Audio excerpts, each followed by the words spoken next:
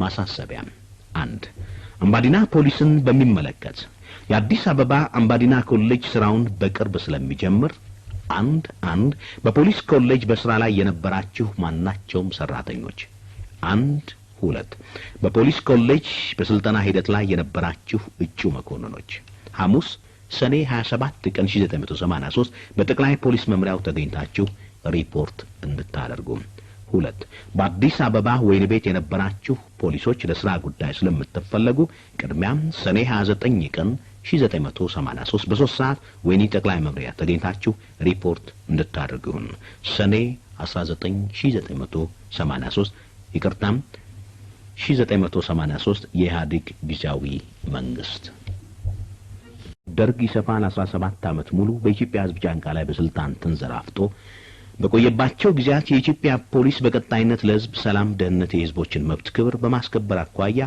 የህዝብ አገልጋይ ሊሆን የሚገባው ሰራዊት የኢሰፓ ስርዓት በነበረው ተቋም ፖሊስ ሰራዊቱን የህዝቦችን ነጻነት መክፈፊያና ለዓላማው መጠቀሚያ አንድ መዋቅር አድርጎ ሲጠቀምበት እንደነበር መላው የኢትዮጵያ ህዝብ የሚያውቀው ነው።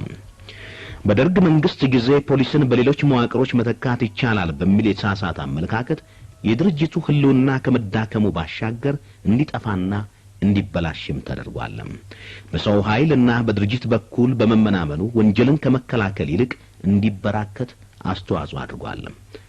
በስልጠና አመላመልና ሌሎችም መሰረታዊ ነገሮች ሁሉ በመንግስት በኩል ትኩረት ባለመደረጉ ምንም እንኳን የሀገሪቱ አጠቃላይ ችግር ሆኖ ቢቆይም ለጉቦኞችና ሌሎችም መጥፎ ስነ ምግባሮች ተዳርጎ ቆይቷል። የነበረው የፖሊስ ሰራዊት በህዝባዊነቱና በጥራቱ እጅግ ኋላ ቀር በሆነ መንገድና አመራር የህዝብ ንብረትና ነጻነት እንዲሁም መብት አገልግሎት ውጪ ህዝብን ማስፈራሪያና ማስበርገጊያ ሆኖ እንዲቀጥል አድርጎታል። ፖሊስ ከዓላማው አኳያ የህዝብ ንብረትና ህይወት ሊጠብቅ ይቅርና ግማሹ ራሱ በዝርፊያው ተካፋይ በመሆን ግማሹ ደግሞ የተሰጠውን ስልጣን ተገን በማድረግ የራስን ምቾት ማስገኛ ያደረገ ፖሊስ ሆኗል። ይህ በመሆኑ አዲስ አበባ ብቻ እንኳን ከወሰድን ወደ 40 ሺህ የሚሆን በፖሊስ የሚታወቅ ወንጀሎች ከተማይቱን እንደፈለጉት የሚቆጣጠሩበት ሁኔታ ነው ያለው። ህዝቡ በፖሊስ ላይ እምነትም የለውም። ከወንጀለኞች ጋር ተባባሪና በወንጀል ከሚገኝ ተካፋይ ነው ብሎ ነው የሚያምነው። ስለዚህ ፖሊስን አሁን ባለበት ሁኔታ ማስቀጠል የኢትዮጵያ ህዝብ ከፍተኛ መስዋዕትነት ከፍሎ ያስገኘውን ነጻነትና ሰላም እንዲሁም እፎይታ መልሶ ወደ ጨለማ ውስጥ መክተት ሆኖ ነው ያገኘው። 2 የፖሊስ ስራ ህዝባዊና ተጠሪነቱም ሆነ አገልግሎቱ ለህዝብ የሆነ ፖሊሳዊ አሰራር መዋቅር አለበት ብለን እናምናለን። ስለሆነም ይህ ጉዳይ አሁኑኑ መጀመር ያለበት ነው። ይህ ለማድረግ ደግሞ ያለፈው ፖሊስ ምን አይነት ነበር፣ ለምን እንደዛ እንደሆነና ለወደፊቱ በምን አይነት መንገድ መዋቅር አለበት የሚለውን ጥያቄ መመለስ አለበት። ታዲያ ይህን ለማድረግ የፖሊስ ስራ እንደገና ለማዋቀር በሽግግር ወቅት የፖሊስ አደራጅ ኮሚሽን ማቋቋም የግድ አስፈላጊ ሆኖ ተገኝቷል።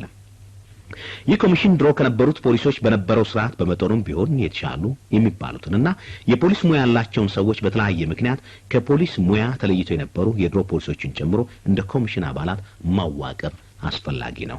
አሁን ይህ የሀገሪቱን ፖሊስ ሰራዊት ለህዝብ አገልግሎት በታማኝነትና በአገልግሎት ፍጹም ጥራት ያለው ሰራዊት እስኪቋቋም ድረስ በአዲስ አበባና ዙሪያው እንዲሁም በየክፍላት ሀገሩ የፖሊስ ስራ ለማስቀጠል የሚያስችል ጥናት ማቅረብ ተቀዳሚ ተግባራቸው የሆኑ የኮሚሽኑ አባላት የሚከተሉት ናቸው።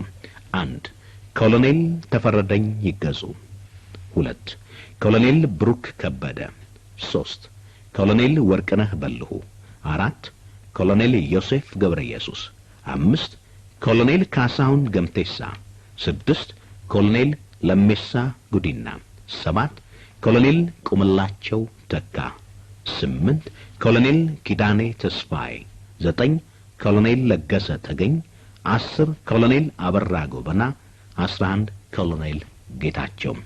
እንደ ኢህአዴግ እምነት የፖሊስ ሰራዊት ለሚያገለግለው ህዝብ ተጠያቂና አገልጋይ መሆን አለበት የሚል ነው። ስለሆነም ህዝቡ ከደህንነቱ ከጥቅሙ ከነጻነቱ አንጻር ይበጃል ብሎ የሚያምንበትን አስተያየት ለማቅረብ ይችላል። ዝርዝሩ በተከታታይ ይቀርባል። የጊዜያዊ መንግስት የፖሊስ አደራጅ ኮሚቴ